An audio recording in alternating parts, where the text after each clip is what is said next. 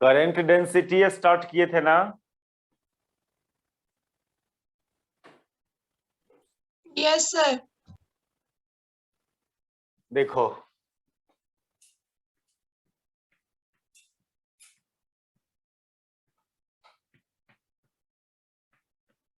Electric current से related बात को समझने के लिए बहुत सारा एक्जुलियरी टॉपिक हम लोग डिफाइन करते हैं, वो हेल्प करता है इलेक्ट्रिक करंट को समझने में। ऐसा ही एक क्वांटिटी डिफाइन कर रहे हैं हम लोग, करंट डेंसिटी। कोई भी डेंसिटी है, चार्ज डेंसिटी पहले पढ़ते थे आप, मैसिव डेंसिटी, नंबर डेंसिटी। तो ये डेंसिटी क्या डिनोट करता है? उस चीज का डिस्ट्रीब्यूशन को डिनोट करता है, कोई चीज कैसे डिस्ट्रीब्यूटेड है।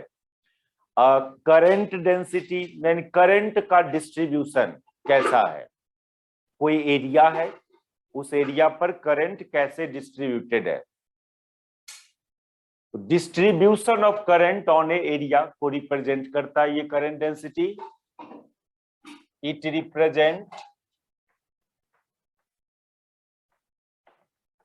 रिप्रेजेंट डिस्ट्रीब्यूशन ऑफ करंट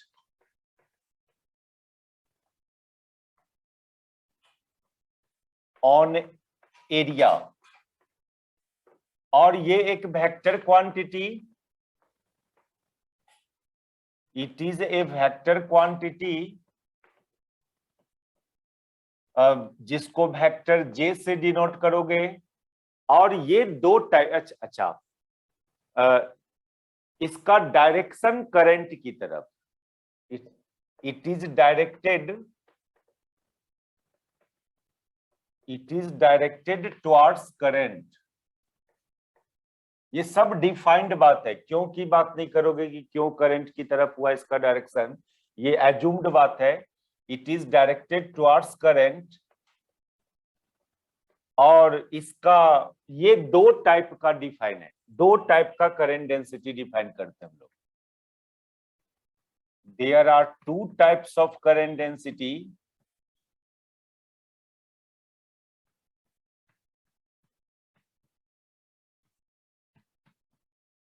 एक एवरेज करंट डेंसिटी और एक इंस्टेंटेनियस करंट डेंसिटी।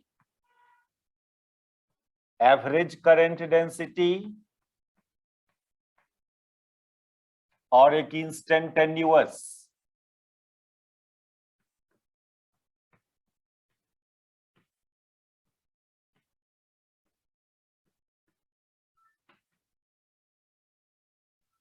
देखो पहले एवरेज करंट डेंसिटी को उतार लिया, इसको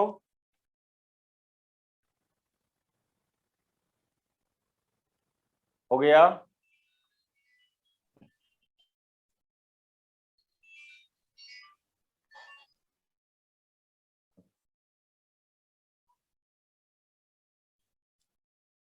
हो गया ना? सर 2 मिनट रुक जाइए। सबसे पहले डिफाइन करें हम लोग average current density.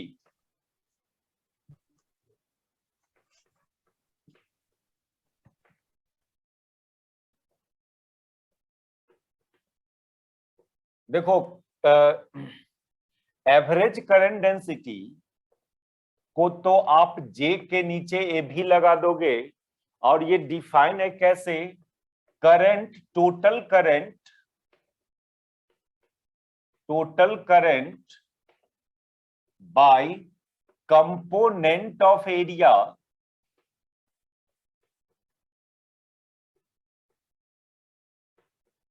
Towards the current.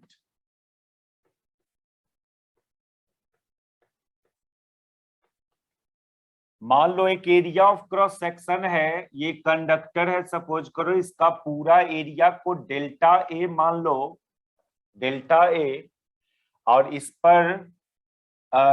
पर यदि टोटल करंट इस एरिया पर डिस्ट्रीब्यूटेड है डेल्टा आई। डेल्टा आई जब भी एवरेज और इंस्टेंटेनियस डिफाइन करेंगे तो टोटल को डेल्टा से डिनोट करेंगे, डेल्टा आई। सिंपली जब भी एवरेज और इंस्टेंटेनियस डिफाइन करना है तो आप एवरेज वेलोसिटी डिफाइन करते थे तो डिस्प्लेसमेंट को डेल्टा आर ऐसे लेते थे और टाइम को डेल्टा टी,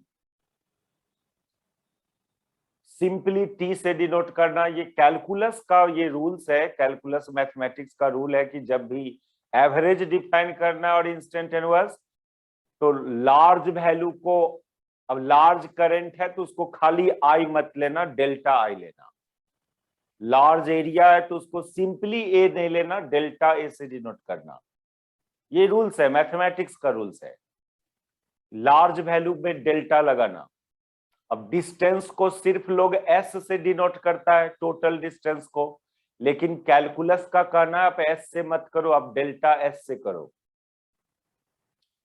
टोटल टाइम को टी से डिनोट करते हो, नहीं, कैलकुलस के लैंग्वेज में उसको डेल्टा टी से डिनोट करना है। तो ये टोटल करंट है इस एरिया पर डिस्ट्रीब्यूटेड, और ये टोटल एरिया अभी तो, अच्छा, एरिया का डायरेक्शन आप जानते हो, एरिया का direction always perpendicular to area. Area का direction always perpendicular to area. इस डायरेक्शन में डेल्टा ए का डायरेक्शन है, करंट भी उधर ही है, करंट भी उसी डायरेक्शन में है। तो जो करंट डेंसिटी डिफाइन करना है, एवरेज करंट डेंसिटी, ये हो जाएगा delta I by delta A हो जाएगा। ये तब जब करंट का डायरेक्शन एरिया के डायरेक्शन में ही हो। If direction of current will be in the direction of area, और यदि करंट का डायरेक्शन एरिया के डायरेक्शन में नहीं हो, जैसे ये केस लो, मान लो करंट का डायरेक्शन ये है ऐसे, ये करंट का डायरेक्शन है, डेल्टा आई का डायरेक्शन, और एरिया तो ऑलवेज परपेंडिकुलर लेना है, एरिया को तो ऑलवेज एरिया पर परपेंडिकुलर। तो इस केस में जो एवरेज करंट हो जाएगा, ये हो जाएगा डेल्टा आई बाय इस एरिया का component towards current, component of this area vector towards current. तो ये एंगल यदि थीटा हो तो इस वेक्टर का इस दिशा में कंपोनेंट कितना, डेल्टा ए कॉस थीटा। कोई वेक्टर का कंपोनेंट लेते हैं तो एंगल पता करके कॉस लगा देते हैं। तो एरिया का इस वेक्टर का इस दिशा में जो कंपोनेंट हो जाएगा वो डेल्टा ए कॉस थीटा हो जाएगा। तो जब करंट और एरिया का डायरेक्शन सेम नहीं हो तो करंट डेंसिटी को ऐसे ले लोगे, यदि सेम डायरेक्शन में है दोनों तो करंट डेंसिटी इस तरह से, इसी को लोग सिंपली आई बाई ए लिख देता था, इसको लोग सिंपली आई बाई ए, लेकिन कैलकुलस की भाषा में इसको ऐसे करना चाहिए जब भी एवरेज और इंस्टेंटेनियस डिफाइन कर रहे हैं। तो दूसरा बात कि उससे उतार लो पहले, जो सिलेंडर जो लिए हैं इसमें जो एरिया है ये अपोजिट भी हो सकता है ना करंट के, और सेम डायरेक्शन में भी हो सकता है, तो उसमें अपोजिट में लेंगे या सेम डायरेक्शन में लेंगे करंट? दो वेक्टर के बीच का एंगल ऑलवेज 180 डिग्री से कम ही लिया जाता है। Angle between two vector is always less than angle between two vector, angle between two vector is lies between 0 and pi। मान लो ये एक वेक्टर है और एक वेक्टर ये है, तो ठीक है ये एंगल होगा। मान लो इस वेक्टर को यहाँ ले आए तो ये एंगल होगा, ये वेक्टर को यहाँ ले आए तो ये एंगल हुआ, यहाँ ले आए तो ये एंगल हुआ। लेकिन ये वेक्टर जब इधर आ जाएगा तो अब ऐसे नहीं आओगे, ये गलत हो जाएगा, ये हो जाएगा, तब फिर ऐसे नहीं लोगे। ऑलवेज स्मॉलर, दो वेक्टर के बीच का एंगल में ऑलवेज स्मॉलर एंगल लिया जाता है। तो एरिया आप यही ना बोल रहे हो कि सर एरिया वेक्टर को इधर क्यों नहीं लिया ना? हाँ सर। आप वो गॉस थ्योरम वाला डायरेक्शन याद है आपके माइंड में, एरिया इज आउटवर्ड नॉर्मल, नहीं इनवर्ड नॉर्मल, आउटवर्ड इनवर्ड ना। हाँ हाँ करंट जिस एरिया पर जा रहा है, जिस एरिया पर है, उस एरिया को तो ओपन एरिया होगा ना। करंट को इस पूरे एरिया से मतलब थोड़ी है, ओनली इस एरिया, ये area of cross section simply ये है। ये तो एक सर्कुलर डिस्क है, इसको ओपन एरिया बोलेंगे ना। गॉस थ्योरम में पूरे सर एरिया ये से, नेगेटिव नहीं आ जाएगा अगर आउट? गॉस थ्योरम में पूरा एरिया से मतलब रहता है, पूरा बॉडी का पूरा एरिया से, तो उसमें क्लोज्ड एरिया हुआ वो, उसमें आउटवर्ड नॉर्मल। लेकिन करंट डेंसिटी को किस एरिया से मतलब है, जिस एरिया पर वो क्रॉस कर रहा है उससे मतलब है। तो ये इस सर्कुलर एरिया पर क्रॉस कर रहा है, और सर्कुलर एरिया ओपन एरिया, यहां पर ऑलवेज ओपन लोगे, आउटवर्ड इनवर्ड नहीं समझना इसको। ठीक है सर। ये ठीक है, इसमें चलो, यहां पर हम बोल रहे थे कि हाँ, ये तो एवरेज करंट हुआ, और instantaneous current, sorry instantaneous current density, instantaneous current density, इसी को current density at a point भी बोलते हैं। इसको आप रीड करोगे current density at a point, at a point भी रीड करोगे इसको। कोई एक पॉइंट पर का क्या करंट डेंसिटी है। Density is point function. ऐसे कभी नहीं बोलते कि इस बॉडी का क्या डेंसिटी है, बोलेंगे इस बॉडी के इस पॉइंट पर क्या डेंसिटी है, ऐसे रीड किया जाता है। डेंसिटी पॉइंट का प्रॉपर्टी है, ना कि बॉडी का। कोई वायर पर चार्ज डिस्ट्रीब्यूटेड है तो ये नहीं बोलेंगे कि इस वायर का चार्ज डेंसिटी क्या है, ऐसे नहीं बोलेंगे, बोलेंगे इस वायर के इस पॉइंट पर क्या डेंसिटी है। लेकिन सुनते होंगे कभी कभी लोग वायरे का डेंसिटी बोल देता है, वो तब जब डिस्ट्रीब्यूशन यूनिफॉर्म हो, हर पॉइंट का डेंसिटी सेम हो, तब आप बॉडियों का डेंसिटी बोल दोगे तो चलेगा यूजुअली। लेकिन सही लैंग्वेज लेना है तो लेना है density at this point. Density is a point function, point का प्रॉपर्टी है ये। तो अब ये मान लीजिए इस एरिया पर करंट डिस्ट्रीब्यूटेड है। अब आपसे बात करें कि इस पॉइंट पर क्या करंट डेंसिटी है, इस पॉइंट पर क्या करंट डेंसिटी है। तो आप उस पॉइंट के अराउंड एक छोटा सा एरिया लेना। जिस पॉइंट पर आपको डेंसिटी पता करना है, उस पॉइंट पर एक के अराउंड एक एलिमेंट कंसीडर करेंगे।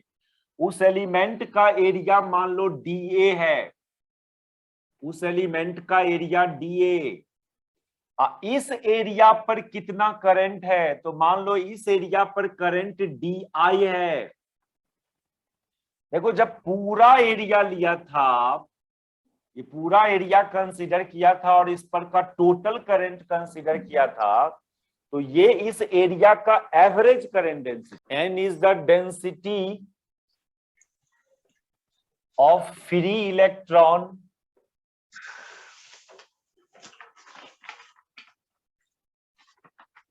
inside conductor।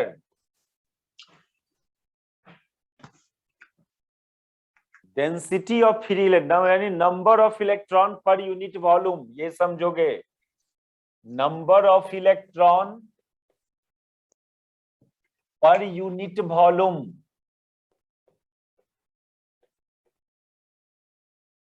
अच्छा, और सपोज करो तो इसके अंदर टोटल चार्ज कितना, मूवेबल चार्ज टोटल कितना, वही फ्री इलेक्ट्रॉन ना मूव करेगा फील्ड अप्लाई करने पर। तो total movable charge inside conductor जो हो जाएगा,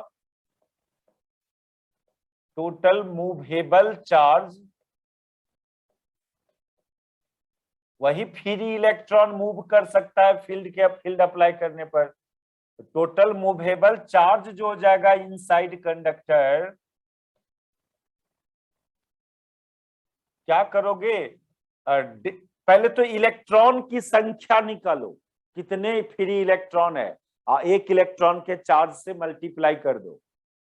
वो टोटल चार्ज होगा, टोटल चार्ज,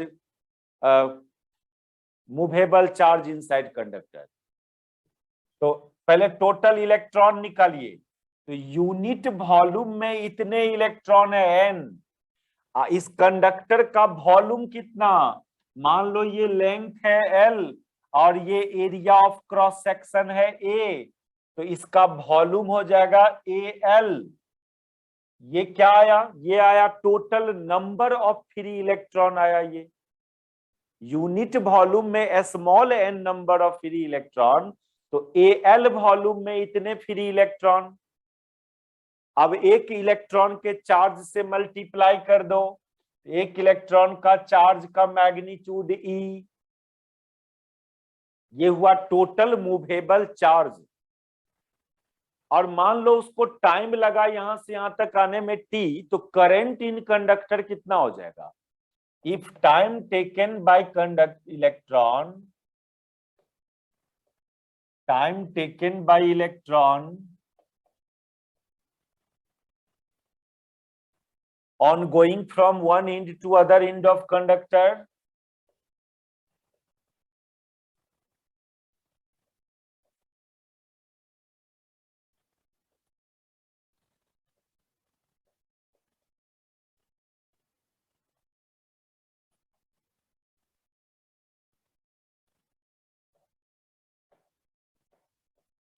is T। यदि T टाइम लगा हो इलेक्ट्रॉन को, तो करंट इन कंडक्टर कितना, देन करंट इन कंडक्टर हो जाएगा, then current in conductor I बराबर चार्ज बाय टाइम होता है, करंट बराबर I बराबर, चार्ज का वैल्यू निकाले हो कितना, NaLe बाय टाइम। और अभी अभी बताया था कि L बाई टी, ये L बाई टी जो देख रहे हो, ये ड्रिफ्ट वेलोसिटी लिख सकते हो इसको, इलेक्ट्रॉन का के द्वारा ट्रेवल डिस्टेंस बाय टाइम बराबर इलेक्ट्रॉन का velocity, average velocity, drift velocity. तो L बाई टी को ड्रिफ्ट वेलोसिटी लिख दीजिए, तो ये हो जाएगा NaVd, ड्रिफ्ट वेलोसिटी को Vd से डिनोट कर रहे हैं, इंटू E। I बराबर NaVd इंटू E। एरिया को इधर कर लो इस साइड, तो I बाई ए बराबर NeVd। I बाई ए ही तो करंट डेंसिटी है, J, करंट डेंसिटी J, यानी J बराबर NeVd। तो ये रिलेशन है current density and drift velocity में। अच्छा, न्यूमेरिकल में, बहुत न्यूमेरिकल्स में हम देखे हैं कि आपको J की जरूरत नहीं, करंट गिवन होगा न्यूमेरिकल में, एरिया गिवन होगा। तो आप यहां जो ये रिलेशन जो किए हैं ना, ये रिलेशन, इसको, इस रिलेशन को ऐसे यूज करना, ऐसे यूज करना इसको। बहुत न्यूमेरिकल, मैक्सिमम न्यूमेरिकल में आपको इसकी जरूरत है इस तरह से। ड्रिफ्ट वेलोसिटी पूछेगा आपसे, करंट गिवन होगा, area of cross section given होगा, और ड्रिफ्ट वेलोसिटी पूछेगा। तो क्लियरली ये I बाई NaE, ये फॉर्मूला रट लो। मैक्सिमम न्यूमेरिकल ऐसा है जहां पर कंडक्टर के थ्रू का करंट गिवन होता है, उसका area of cross section and number of electron per unit volume ये गिवन होगा। तो ये सब रिलेशंस है, छोटा छोटा रिलेशंस, सब सबको याद रखना होगा रिलेशंस को, इसमें कौन सिंबल क्या रिप्रेजेंट कर रहा है। और एक बात और, ये current density and drift velocity में एक है ओम्स लॉ। ओम्स लॉ क्या है, and Ohm's law in vector form.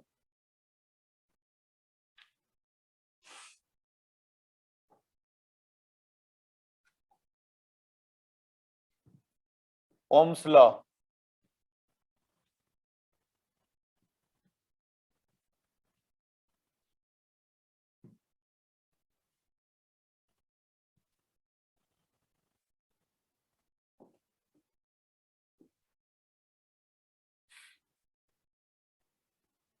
If potential difference across a conductor, आप कंडक्टर के इंड के क्रॉस एक पोटेंशियल डिफरेंस क्रिएट करो V, मान लो ये V1 पर पोटेंशियल पर ये V2, ये V1 ग्रेटर देन V2, तो V1 माइनस V2 को आप V मान लो potential difference across end of conductor. तो और इसमें यदि करंट है, सपोज करो I करंट फ्लो कर रहा है इस कंडक्टर में, तो according to Ohm's law V directly proportional to I, V directly proportional to I। और यहाँ का प्रोपोर्शनैलिटी कांस्टेंट को ही R से रिप्रेजेंट किया गया था और इसका नाम दिया गया था रेसिस्टेंस ऑफ कंडक्टर।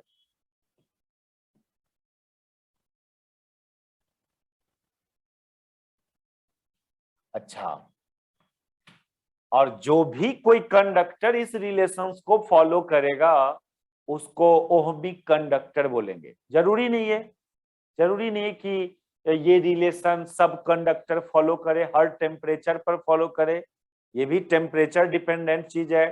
कोई ऐसा टेम्परेचर पर रखोगे कंडक्टर को तो फिर ये डायरेक्टली प्रोपोर्शनल का रिलेशन नहीं आएगा, ये लीनियर रिलेशन बोलते हैं इसको, linear relationship between voltage and current, इसको लीनियर रिलेशनशिप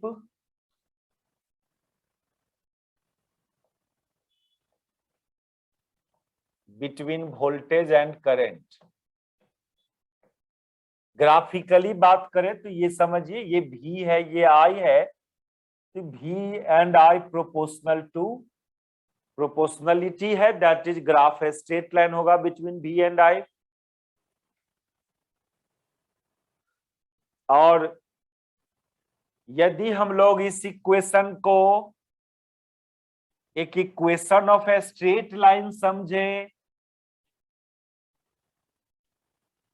इसको कंपेयर करें, इस इक्वेशन को comparing it this equation with the equation of a straight line, straight line का इक्वेशन y बराबर mx प्लस c, तो यहां का वेरिएबल v, यहां पर करंट की जगह x, तो क्लियरली ये स्लोप होता था ना, ये स्लोप है, स्ट्रेट लाइन ग्राफ का ये इक्वेशन होता है, इसको स्लोप बोलते हैं, m को, स्ट्रेट लाइन का स्लोप, tan थीटा का वैल्यू।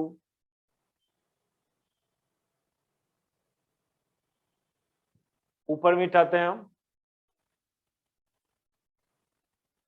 देखो तो ये जो R हुआ ना, ये R M की जगह आ रहा है, इसको बोलोगे आप slope, slope of a straight line.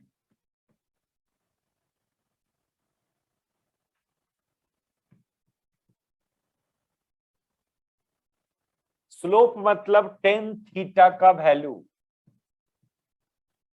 where theta is angle made with independent variable axis। ये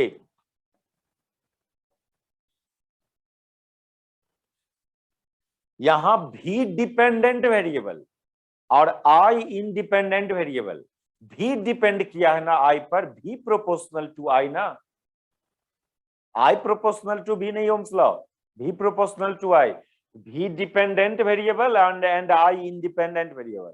तो ग्राफ खींचते हो तो भी को इस पर और इसको ऐसे न्यूमेरिकल जब बनाएंगे तो I इस पर भी I रखेंगे, इस पर भी रखेंगे, लेकिन अभी हम इस इक्वेशंस का ग्राफ खींचे हैं, भी बराबर आ रहा है, इसका ग्राफ खींचे हम, तो VI ग्राफ का स्लोप उस कंडक्टर का रेसिस्टेंस बताएगा। यदि वोल्टेज और करंट का ग्राफ हो जिसमें वोल्टेज डिपेंडेंट वेरिएबल एक्सिस पर और करंट इंडिपेंडेंट वेरिएबल एक्सिस पर, तो उसका जो ग्राफ होगा स्ट्रेट लाइन ग्राफ होगा। यदि ओमिक कंडक्टर होगा तो ग्राफ स्ट्रेट लाइन ही होगा, V और I के बीच का ग्राफ स्ट्रेट लाइन ही होगा। उस स्ट्रेट लाइन का जो स्लोप होगा, टेन थीटा का वैल्यू को स्लोप बोलते हैं, वो उस कंडक्टर का रेसिस्टेंस कहलाएगा। थोड़ा सा लैंग्वेज में मेंशन कर दें इसको कि slope 10, slope of VI graph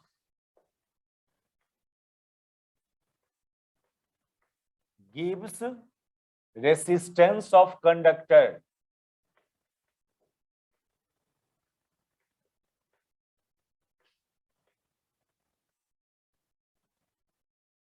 और यदि I भी ग्राफ ड्रॉ करें, ये VI ग्राफ हुआ, स्लोप रेसिस्टेंस। अच्छा, इसको देखिए, V बराबर RI हुआ, ठीक है। तो 1/R इंटू V बराबर I, 1/R तो कंडक्टेंस है, K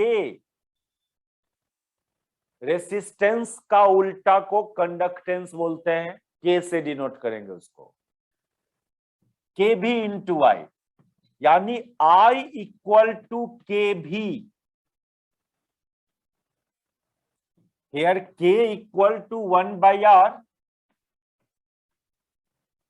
called conductance.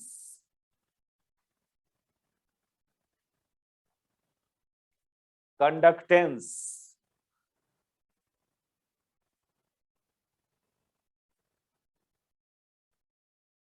यानी I भी ग्राफ यदि खींचते हैं आप, यानी करने का मतलब ये डिपेंडेंट वेरिएबल एक्सिस पर I को रखते हो, इंडिपेंडेंट वेरिएबल एक्सिस पर V को, तो ये भी एक स्ट्रेट लाइन ग्राफ ही आएगा।